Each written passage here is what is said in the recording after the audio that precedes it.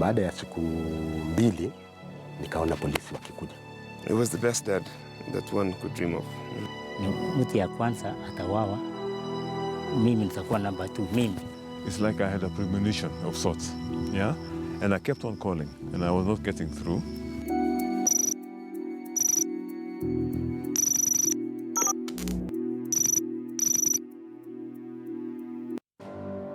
Was it a case of a community striking fast before the enemy, or was it a politically instigated killing? Several people were arrested, among them the man who had shown the police officers the scene where the body of his boss had been discovered. Wakaniambia, ulipata wapi huyu mwili wake? Nikawaambia niliona mahala pale. Na unajua mwenye kumuua? Nikamwambia siwezi kujua sababu siku kuweko, ilikuwa ni usiku. Basi wakaniambia tupande lori twende kwa polisi. Joash told the police he had nothing to do with Belsoi's murder. The only mistake he made was to locate his body 3 days after he had been killed. Anachukua miti, anatwanga kwa hii miguu huku chini, twanga kabisa. Kitwanga huko mimi naona giza. Nilitembezwa kila mahali, nikapelekwa hata siku wananifunika blanketi kwa Land Rover. Walikuwa wamenifunga miguu na nyororo. Kichwa kimeangalia chini na mimi niko uchi. Sasa wanajaribu kunifinya sehemu zangu za siri, kufanya nini, niseme tu nini iliua Belsoi. Mimi nikawaambia siwezi kujua isipokuwa tu mniue sababu mimi sikuhusika. By the time police investigators were done with Joash and his co-accused, one of his fellow accused had died in prison. After 1 year behind bars, they were released for lack of evidence. Aliona haoni wenye kuhusika kati yetu. Hata akatuambia kama mnataka mshtaki wenye kuwalete hapa. Lakini kwa sababu hatukukuwa na uwezo, tukatupilia mbali hivyo na tukawacha. Attention was now focused on Joseph Mwai Kungu, a farmer at Belsoi's expansive estate. Kungu was formally charged before Nakuru court for the murder of the slain businessman and civic leader.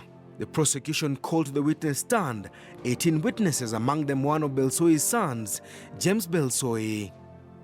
James Belsoi told the court that they were going about their business when a gang of people arrived on their farm with a pickup truck. The truck was being trailed by hundreds of men armed with machetes and sticks. The gang attacked them in waves. The first wave was of about 10 men armed with machetes and sticks sharpened on both ends. The gang was branded in white turbans. It was during the fourth attack when the mob took over the farm. The son told the court the gang overpowered them and overran the farm. The son told the trial judge Roslyn Nambuye that the gang went for the father as he fled the farm. James says nothing was stolen. The gang had come to kill, and the father was their first target. When the politicians of the Ford Assili, those are the people who were real opponents at the time. So they wanted to make sure there was no opposition here. Kano, for that matter. I think they were depicted like we were Kano. In fact, before this happened, my father called me one time and said, look, my son, don't come to Molo in the near future. There are too many two-finger salute people around the neighborhood. Yeah? So obviously those were the problems. James told the court he advised his father to run for his life.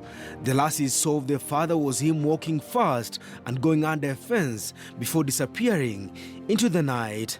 All the time they were trying to repulse the mob, the father did not utter a word. He never saw him again until a week later, not on the farm, but in a mortuary.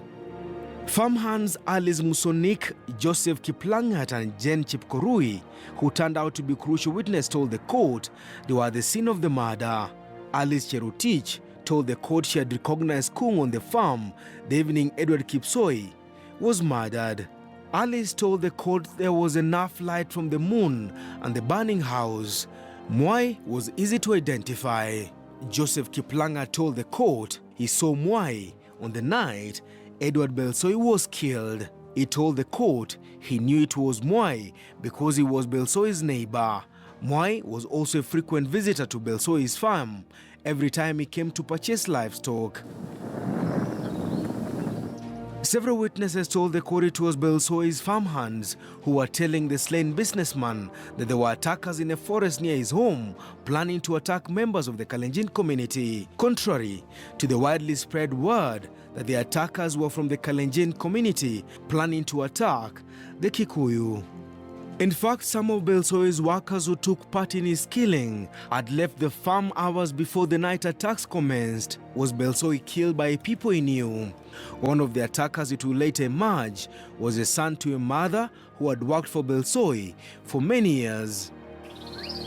The mother had during the day asked for permission to go to hospital. Did the mother know of a plan to kill Belsoi?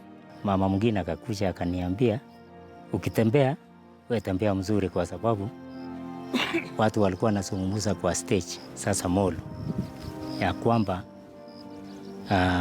wewe mzee ni mtu ya kwanza atawawa, mimi nitakuwa namba 2, mimi namba 3 ni mzee mwingine wa sehemu ile, tulikuwa watu nani.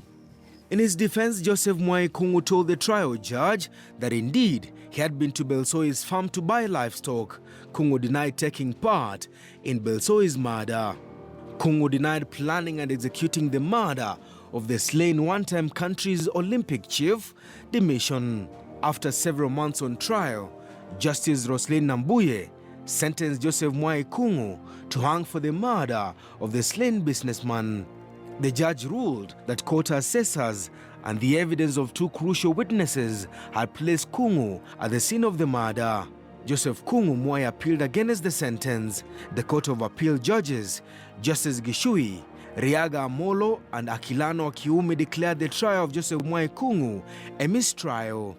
The judge, they ruled, had relied on the evidence of questionable characters. Joseph Kungu Mwai was set free, but not for long. He was arrested and once more was back in court.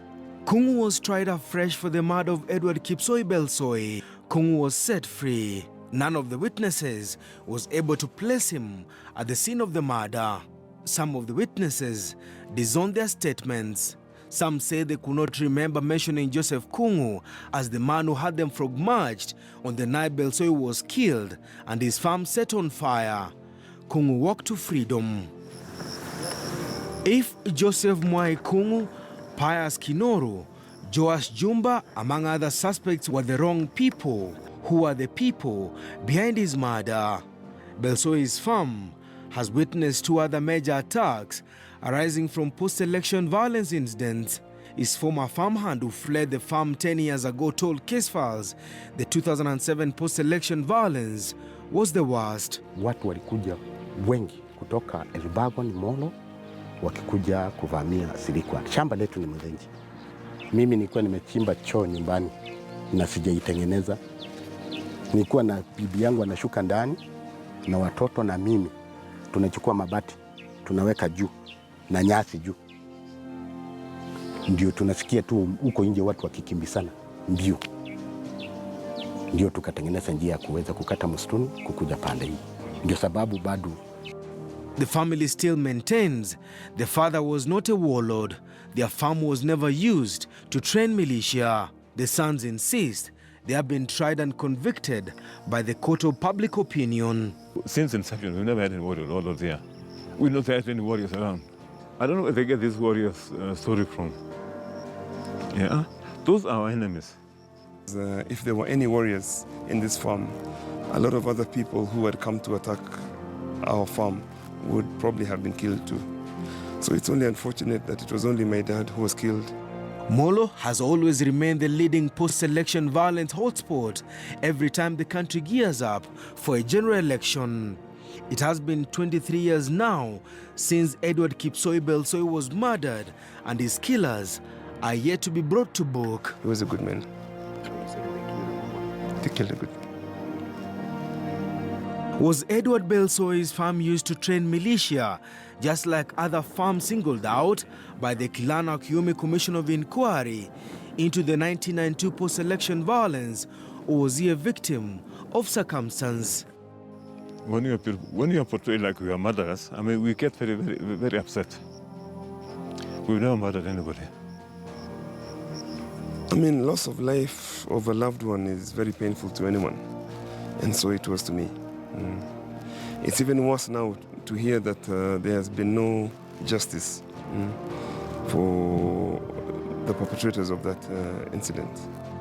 The clashes did not happen again in 2013, but many residents here are still yet to be convinced that the mistrust between the two communities living here is truly over. The key suspects in the murder of Edward Kipsoi Belsoi have since died. James Belsoi, the son who saw the father and maybe his attackers deny they killed him, has also died, closing any possible fresh investigations into the captain's murder mystery. Case Files, The Army Captain, is a case closed. Denison Sarigo for Case Files.